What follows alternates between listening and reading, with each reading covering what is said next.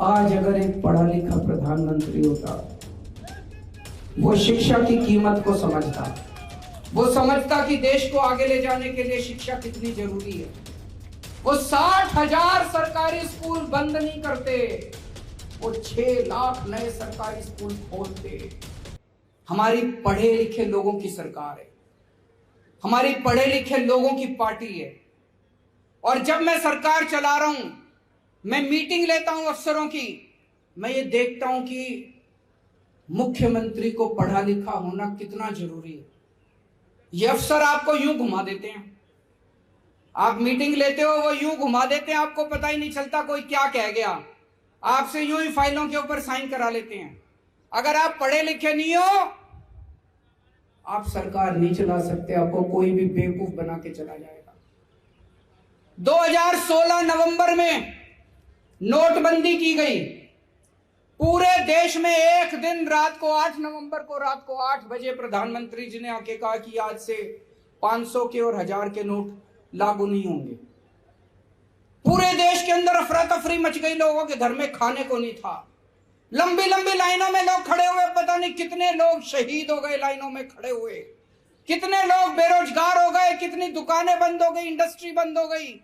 पूरा देश 10 साल पीछे चला गया, पूरा देश 10 साल पीछे चला गया। बाद में मैंने पता किया ये नोटबंदी हुई क्यों थी, तो पता चला प्रधानमंत्री जी के पास कुछ लोग गए, उन्होंने प्रधानमंत्री जी को बेवकूफ बना दिया। बोले प्रधानमंत्री जी अगर आप नोटबंदी कर दोगे तो भ्रष्टाचार दूर हो जाएगा। मैं आपसे पूछना चाहता हूं, भ्रष्टाचार दूर हुआ? बोले प्रधानमंत्री जी नोटबंदी कर दोगे आतंकवाद दूर हो जाएगा। मैं आपसे पूछना चाहता हूं, आतंकवाद दूर हुआ?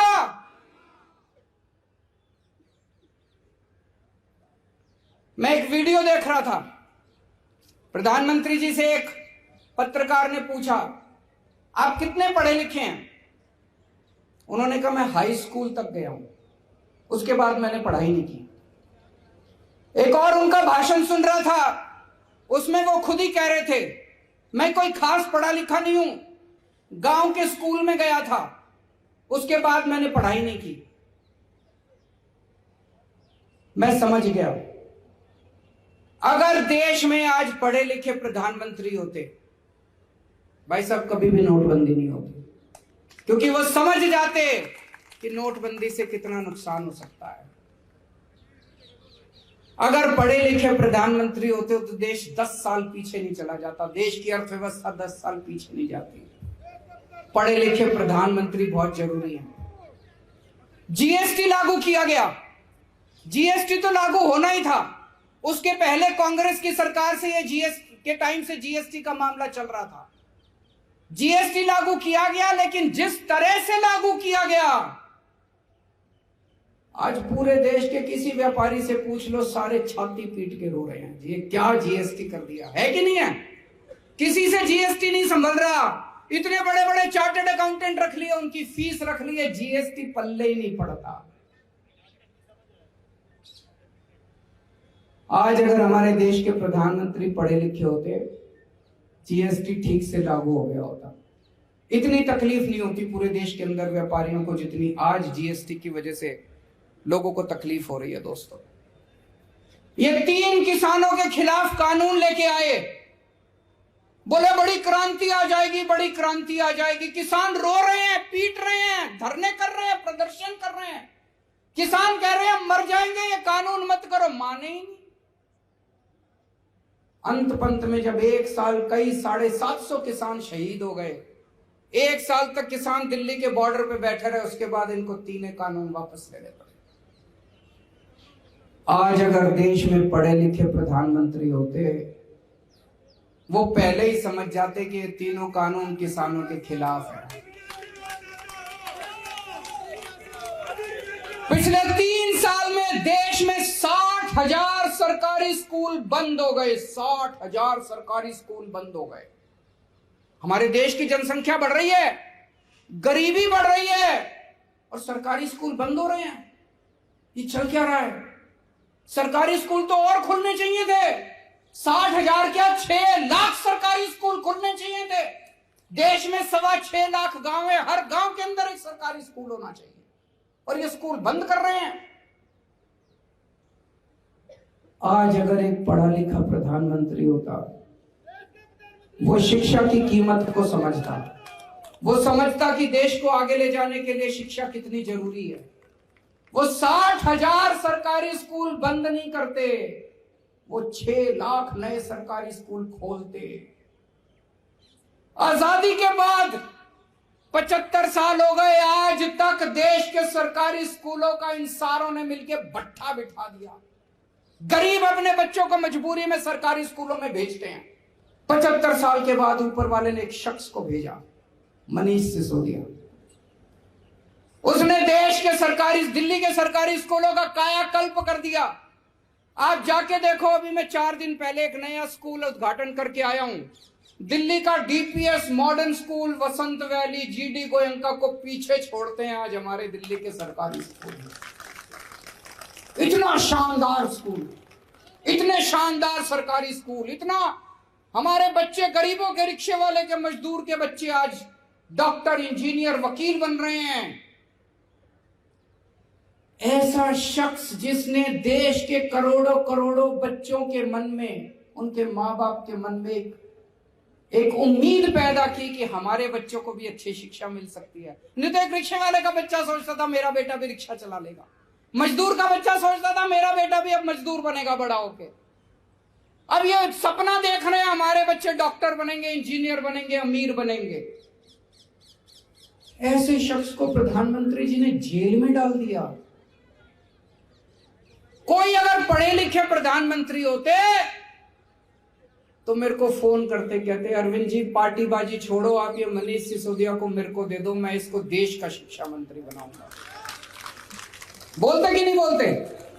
उन्होंने इनको पकड़ के जेल में डाल दिया। बताओ, मेरे को बड़ी तकलीफ हुई। अब मनीष सिसोदिया के लिए नहीं, मनीष सिसोदिया तो भगत सिंह है, जान ले लो उसकी, फांसी पे चढ़ा दो, खुशी खुशी देश के लिए फांसी पे चढ़ जाएगा।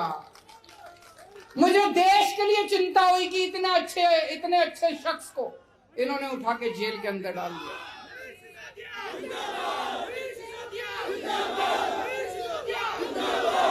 हमारे देश में कोरोना हुआ, प्रधानमंत्री जी कहते हैं सारे मिलके देशवासी ताली ताली ताली बजाओ, उससे कोरोना भाग जाएगा। भागा कोरोना? एक दिन कई सारे वैज्ञानिक बैठे थे, उन वैज्ञानिकों को प्रधानमंत्री जी भाषण दे रहे थे। बोले कि गंदी नाली में से जो बदबू आती है, उसमें जो झाग निकलते हैं ना गंदी नाली में, कीचड़ में से, बोले उसमें से वो जो गैस निकलती है उसमें से चाय बनाओ। तो यार सारे गैस का सिलेंडर छोड़ के गंदी नाली में से, ये क्या है? ऐसी बातें करते हैं प्रधानमंत्री जी। एक दिन बोले ये जो बारिश आती है, बारिश में बादल हो जाते हैं, बादलों के टाइम पे हमें आक्रमण करना चाहिए दूसरे देश पे, उसमें राडार में पकड़ा नहीं जाता। वो मैं देख रहा था, सारे मजाक उड़ा रहे थे उनका। अगर आज हमारा प्रधानमंत्री पढ़े लिखे होते तो इस किस्म की बेतुकी बातें नहीं करते, जिससे देश का सर झुक जाता है इन बातों से। इससे बड़ी बात यह, मेरे को डर लगता है, जो अभी मान साहब ने कहा, बड़ी इंपॉर्टेंट बात कही।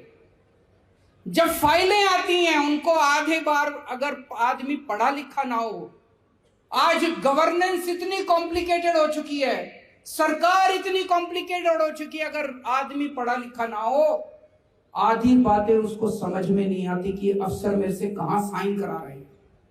मेरे को डर इस बात का लगता है, चिंता मुझे मेरे देश के बारे में होती है कि मेरे देश के प्रधानमंत्री अगर पढ़े हुए नहीं हैं तो रोज पता नहीं कितने निर्णय ले रहे हैं, कितने डिसीजन ले रहे हैं।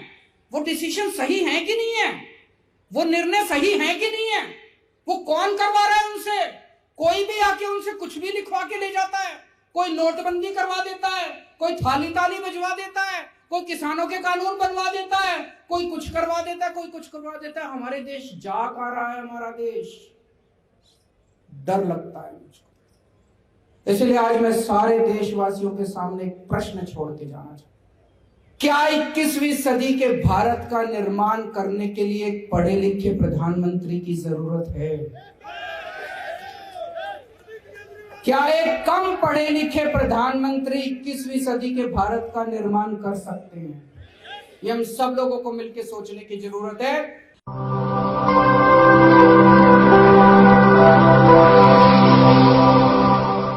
जन ज्वार जनता की मीडिया।